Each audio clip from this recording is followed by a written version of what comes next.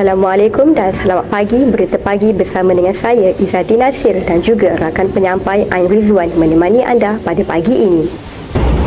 Hari ini kami akan bawa kepada anda maklumat mengenai penggodam maklumat. Dalam dunia teknologi hari ini, maklumat peribadi hampir setiap individu boleh diketahui di hujung jari. Ini kerana segala maklumat daripada latar belakang, tempat tinggal, kewangan, ahli keluarga, malah pergerakan harian boleh diketahui sama ada daripada sistem data organisasi tertentu, media sosial maupun aplikasi yang kita muat turun. Maka terjadilah orang ramai menerima panggilan telefon daripada pihak yang tidak dikenali. Termasuklah skamer yang mengetahui latar belakang kita. Namun, satu lagi kumpulan penjelajah teknologi yang amat dibimbangi adalah hacker atau penggodam. Ancaman cyber yang dilakukan adalah untuk mengakses sesuatu laman web untuk mencuri data dan maklumat peribadi orang lain. Penggodam akan memusnahkan data dan mengubah sistem komputer untuk kepentingan diri sendiri.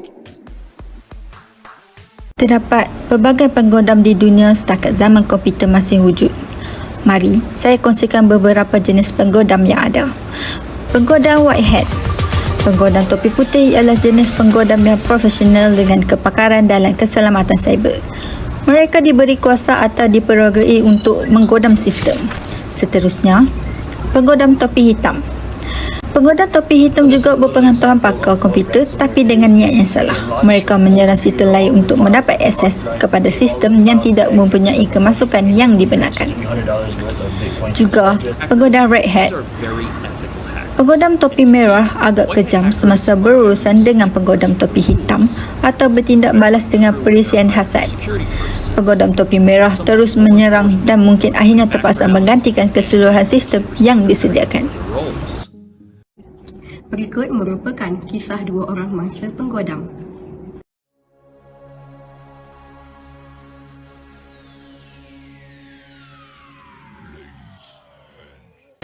Saya Nur Amira binti Sulaiman merupakan salah seorang mangsa penjenayah penggodam maklumat.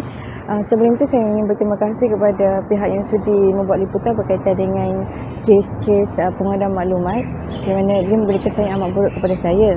Perkara ini telah dilakukan oleh orang yang terdekat iaitu bekas teman lelaki saya. Dia telah menggodam telefon saya melalui satu link ataupun install satu apps dalam telefon saya.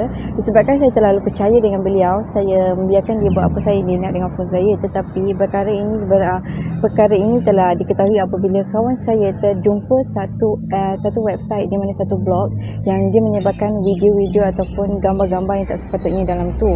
Telefon saya telah digodam menggunakan apps tadi di mana dia boleh akses saya punya data dan juga kamera saya. Dia boleh lihat apa saja yang saya buat dalam bilik, dalam rumah atau di mana-mana saja saya berada. Akibat daripada perbuatan dia yang menyebabkan saya mengalami kemurungan dan juga saya mempunyai anxiety di mana saya tidak boleh berseorangan dalam bilik dan sebab saya terasa seperti saya diperhatikan.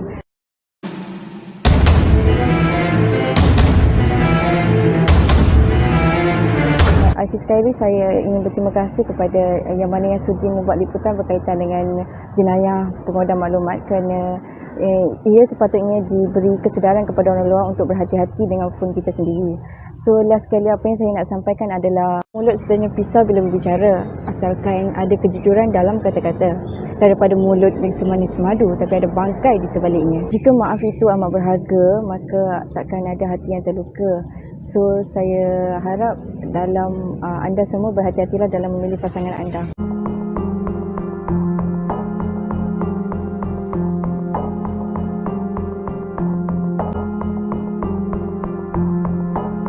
Menerusi media sosial, seorang remaja ingin dikenali sebagai Nurul berkongsi pengalamannya sebagai mangsa penggodam maklumat. Boleh Cik ceritakan macam mana kisah Cik menjadi mangsa penggodam? Kejadian ini berlaku pada tahun 2020. Pada ketika itu saya merupakan seorang pelajar universiti. Pada hari kejadian, saya telah mendapat satu SMS yang mengatakan saya telah menang cabutan bertuah yang berbentuk wang, dan jika saya ingin menebus wang tersebut, Saya perlu klik satu link ni dan isi maklumat diri saya macam nama, nombor IC dan nombor akaun bank. Tanpa berfikir panjang, saya terus klik link tu dan isi maklumat yang diminta. Pada masa yang sama, saya kan merupakan seorang pelajar, jadi saya ni sangat memerlukan wang lah ketika tu. So saya tak berfikir panjang dan saya tak berfikir pasal kesan yang akan datang. Selain dari itu, saya juga belum pernah terdedah dengan isu jenayah penggunaan maklumat seperti ini. Selepas minggu, saya mendapati wang hadiah yang saya dapat tu masih belum masuk ke dalam akaun bank saya. Dalam masa yang sama, saya perasan berlaku beberapa transaksi wang keluar daripada akaun bank saya walaupun saya tak buat sebarang pembelian pun. Jadi daripada transaksi tu saya kehilangan wang berjumlah RM100 jugalah, dan wang tu merupakan wang yang terakhir dalam bank saya ketika tu. Selepas pada kejadian tu, tanpa buang masa, saya terus telefon pihak bank untuk melaporkan kejadian tu. Dalam masa yang sama juga saya juga membuat laporan polis berkaitan isu ini. Akan tetapi pihak bank dan pihak polis cakap dekat saya berkemungkinan saya ni boleh dapat duit saya dan tak boleh dapat juga, sebab dalam kejadian ni saya sendiri juga bersalah sebab saya telah memberikan maklumat diri saya sendiri kepada pihak yang tak bertanggungjawab macam tu lah. Daripada kisah saya sendiri, saya ingin berpesan kepada orang ramai di luar sana supaya tidak terpedaya dengan link-link, contohnya macam dapat cabutan bertuah, lepas tu jawatan kosong, sebab hal ini akan menyebabkan kita berlaku kerugian wang yang sangat tinggi dan mungkin maklumat peribadi kita sendiri akan tersebar kepada pihak yang tidak bertanggungjawab. Sekian daripada saya, terima kasih. Mari kita saksikan langkah-langkah. Adakah anda boleh menuntut kembali wang anda yang telah di-scam? Assalamualaikum dan salam sejahtera. Bagi soal jawab kali ini, saya akan mengupaskan tentang wang yang telah digodam ataupun di-scam. Berikut adalah langkah untuk mendapatkan wang anda yang telah ditipu oleh scammer dengan menunjukkan bukti dan transaksi rekod anda. Memang sukar untuk mendapatkan wang yang telah dibayar kepada scammer. Jangan panik. Anda masih berpeluang untuk mendapatkannya semula dengan mengikuti langkah-langkah berikut.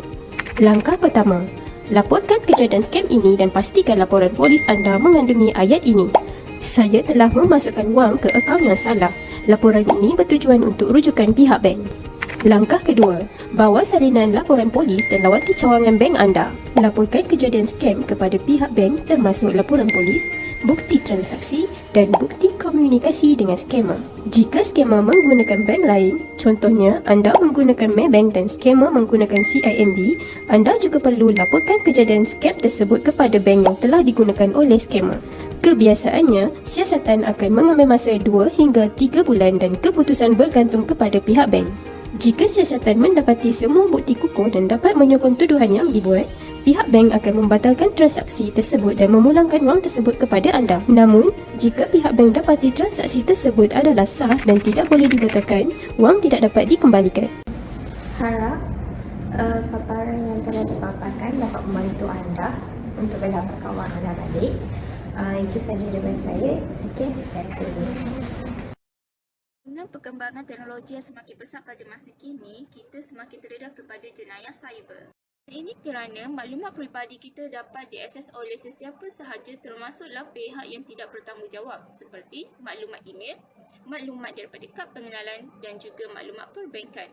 Pelbagai jenis jenayah cyber dapat dilakukan dengan menggunakan data peribadi kita seperti penyelewengan duit, pelaburan atas talian, pinjaman tidak wujud dan sebagainya. Antara taktik yang digunakan oleh penggodam maklumat ialah melalui kaedah phishing, di mana mereka menyebarkan pautan laman sesawang yang telah diubah suai dan nampak seperti pautan laman sesawang yang sebenar. Kaedah phishing akan berjaya apabila seseorang individu menekan pada pautan laman sesawang yang telah diubah suai dan disebarkan oleh penggodam, lalu memuat turun fail atau folder yang mempunyai perisian perosak atau dikenali sebagai malicious. Kemudian ia akan meminta untuk memasukkan maklumat peribadi seperti maklumat perbankan atau maklumat nombor keselamatan sosial. Sekian berita pagi, paparan rujukan kami kongsikan sebelum berpisah. Saya Izzati Nasir Dan saya Arizon. Salam hormat dan Assalamualaikum.